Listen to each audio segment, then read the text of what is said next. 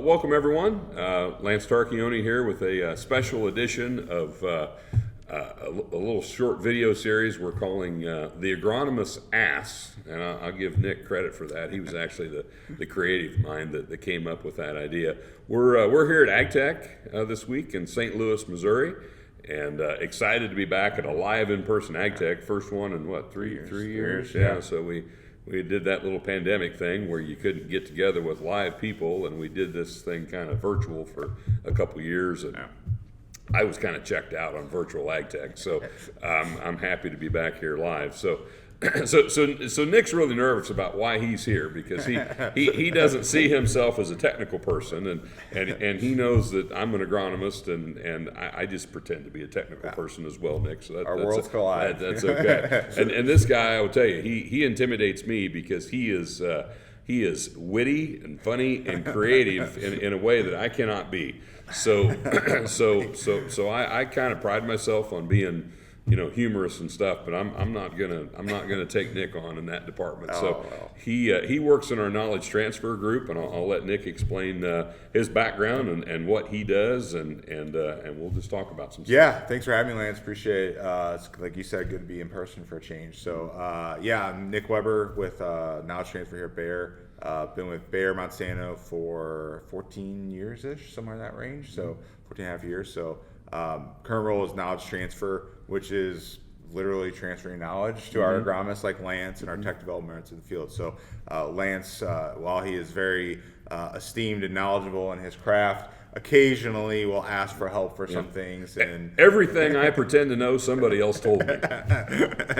So if there's an issue in West Central Illinois that Lance can't find on our websites or in our libraries, he'll bug knowledge transfer and say, hey, looking for this article on corn rootworm, can you help me find it? And our team and knowledge transfer will write and create that content, and then a big part of my job is helping distribute that content, so helping Lance find ways to send that through an email, any social media ideas for YouTube videos he might have. So really just helping the agronomists and the tech development reps. We're basically customer service for people like Lance. So a little secret, I'll tell you, when you get something in your email inbox with my picture on it, it actually came from him. From our team, not Nick. They help us agronomists get that content out and actually encourage us to customize it, make it more relevant for our customers. And so Nick's group helps us with that, and you've got several people in your group.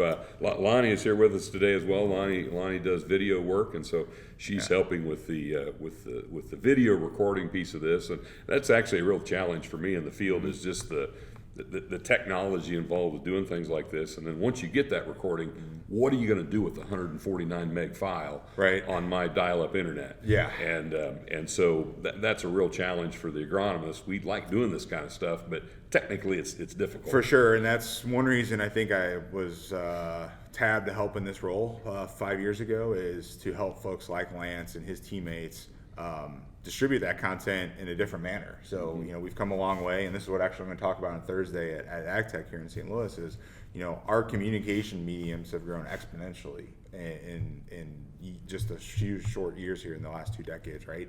And so a lot of mediums for people to connect, a lot of ways to communicate now. And so video here is one method to do that. But like Lance said, he doesn't have the technology handy at his disposal, nor does he want to buy $800 worth of software to edit videos. That's where our team comes in. Actually, buying it's not my problem. Right. Using it, fair. And so using it and understanding it and getting to know any technology is always a challenge, right? And so, trying to get his team and others in the field to just do the harder part for him, so he doesn't have to do that heavy lifting. So someone like Lonnie behind the screen here, myself, help with the content side to get hopefully get Lance material in a good manner that allows him to distribute that content to you, the farmer customer, in a way that is easily consumable, timely, and relevant. Those are the 3 things we're always trying to think through: is it timely, is it relevant, and can you consume it in a manner that's it meets your needs. Yeah, I mean that's to me, one of the biggest challenges we have today is as a grower, as a customer, as a dealer. I mean, your options of how you can consume and digest information are endless. I mean, you can still go to meetings if you like to do that. you've got the internet, you've got Twitter, you've got your phone. I mean, everybody's got technology at their fingertips. I've started noticing in my role, if I don't get back to somebody quick enough, I get replaced by Google. They just find the information someplace else. Yeah. And so, you helping us with that digital piece, and I'm not a, my colleague Chris Cowell likes to tease me about the fact that I've had some success on YouTube Live with Ask the Agronomist. I'm a social media hater, Nick. You know that. I'm not a social media guy. But yet, during the pandemic when we couldn't, go see people, right. We started using this as a way to get information out, and I've got other colleagues that use it more than I do. Mm-hmm. But I guess that's. But you found something that works, right? Like, yeah. I think that's the important thing that we try to communicate through knowledge transfer and to people like Lance and his peers is find something that works for you.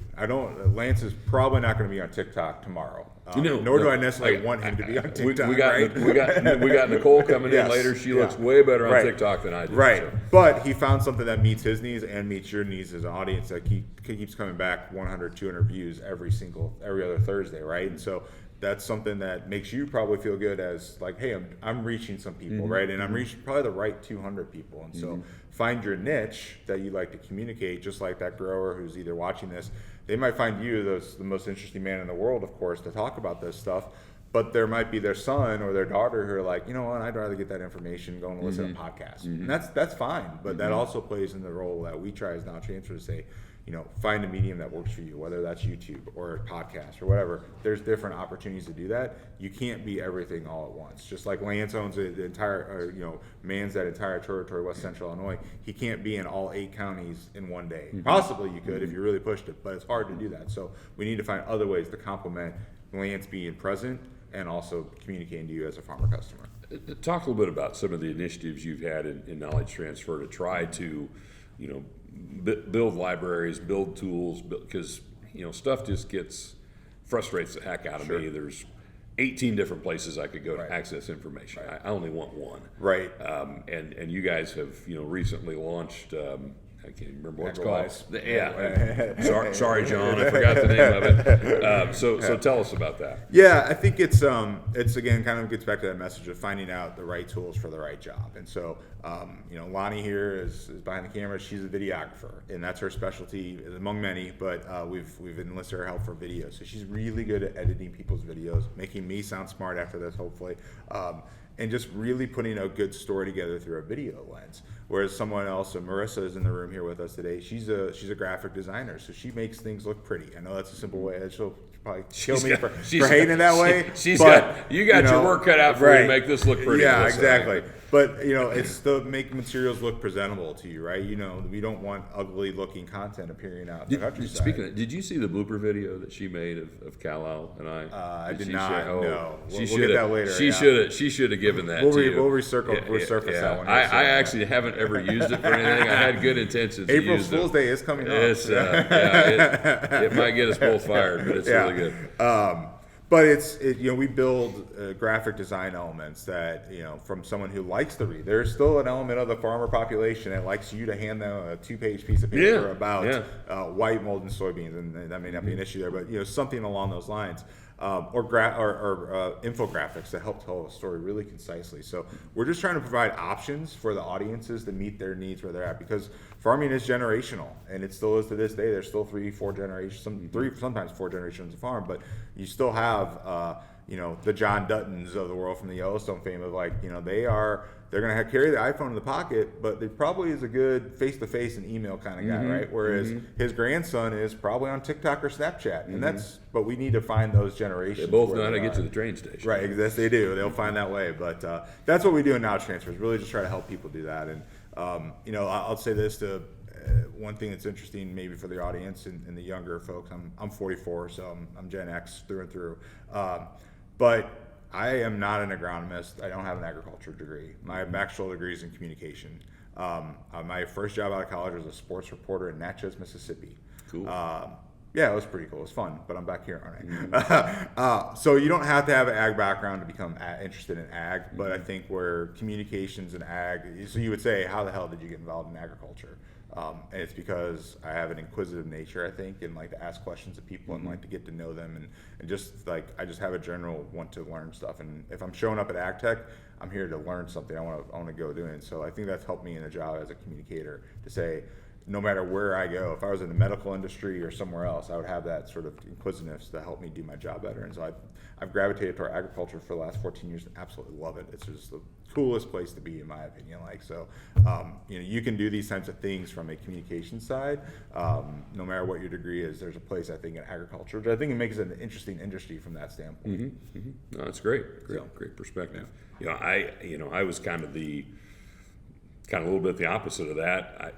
I grew up in agriculture, and I wasn't terribly inquisitive about anything outside of agriculture, and so I just I stayed in my comfort zone, which is ag, and it's a big tent, and there's lots of opportunities. Yeah, but you're outside your comfort zone doing this sometimes, right? I am a little bit. Doing YouTube Live is something I ever thought Lance would ever do, and now I love the backstory of it though, right? And you certainly can tell. But the way I remember Lance telling this is, they'd go to Monmouth every summer and say the best segment they've ever had at Monmouth, and the 4 hours of a day was Ask the Agronomist from Lance for 45 minutes taking questions. And the pandemic hit, and it's like, crap, how am I going to get to Ask the Agronomist? And it's like, well, crap, let's just use YouTube. Let's try this out and see if it works. And I was just talking to Chris off camera here, like, it's just the third year doing it, so something's working, and you must like it doing it, right? So, I do. Yeah, it's and every now and then, I'll have an episode where I struggle a little bit with what are we going to talk about, and I can remember when I first started it, I told people I want to do this every 2 weeks. They're like, ooh, that sounds like a lot. Yeah. But it really there's so many different things to talk about. Even in the winter months, it hasn't been hard to find content of relevant things. And I really love my live audience, and the live audience is actually what replicates what we used to do in the live meetings at Monmouth, and so I continue to look for ways to drive that live viewership, because the interaction with the live audience is what I love and what I think makes it. I've always thought that a lot of people that do meetings and give presentations, they go into it with a here's the points I want to make. And any media training we ever have is, okay, you need to have your points. Right. Well, I approached it from a completely different point of view. I didn't have any points. Right. I'm just here to interact with my audience, and I'll stumble my way around to making some points as we're talking. Yeah. But having that ability to answer their questions and talk about what they want to talk about. That's the biggest mistake, I think, and I make it a lot too, but I think it's the biggest mistake any presenter can make is making it about you and not about your audience. And I think that's what's nice about the live aspect, like you said, is you're making it timely and relevant, because there might not be anything timely and relevant that day, and you might get crickets on the audience, but that might be okay, right? Literally, there might not be anything happening that day. I do have, I tell the audience too, not asking questions won't get you out of listening to me for an hour, because I can talk about anything for an hour. Yeah, and we, he'll making sure it gets out the word and on other channels and stuff. But yeah, that's the biggest mistake people make, is they make it about themselves, and that's something I think we've also tried to do in knowledge transfer as we talk to folks like yourself and your peers to say, what's top of mind for that customer at that moment. Right, and it's thinking through it takes 15 minutes to plan out a social media calendar, or even just your presentation, right? Of like, what is the most timely and relevant thing you could talk about for the next 2 months for your farmer customer? All right, so we're looking right now. It's late February. Guys are getting antsy because it's 60-something degrees out. What does that mean for weed control now? Like, I already got in my yard, the tulips and dandelions are popping up probably 2 weeks ahead of schedule. The weeds are coming out. My grass is turning green already. So from a I just know from my amateur agronomist perspective what that could possibly mean for a farmer, right? Of like, crap, I got to start thinking a little bit maybe differently as the season approaches, and then thinking about planting the field, the seed, and all this stuff. The stuff that Lance is really good at in our knowledge in our market development group. But it's that timely relevance. We're not going to talk about harvest now. That harvest is done. Right. Talking about plot results is over. Right. And I think it's like, again, I want to talk to you about that though. I want to talk about like next week, guy. And I think that's the biggest mistake we sometimes make. And I think our team has done a better job. Our team in Bayer has done a much better job of being timely and relevant with information to the farmer customer when you guys need it most. Yeah, no, that's great. Well, hey, I sure appreciate you sitting Yeah, down with it's me fun. here. This is painless. See how Everybody easy- should do this. See how easy this is? Yeah. So appreciate Nick sitting down with us and joining us, and I give his group a lot of credit for helping me get started in doing Ask the Agronomist and giving great support when we need it, like having Lonnie here to do these videos today. So thanks everybody for joining in, and we'll see you again soon. So we had been watering. I was driving, hauling 1,000 gallons of water at a time to water the stuff that you could see from the road and everything. And it was such a labor of love. But when it was finished, it was exactly what I had been wanting for my entire career.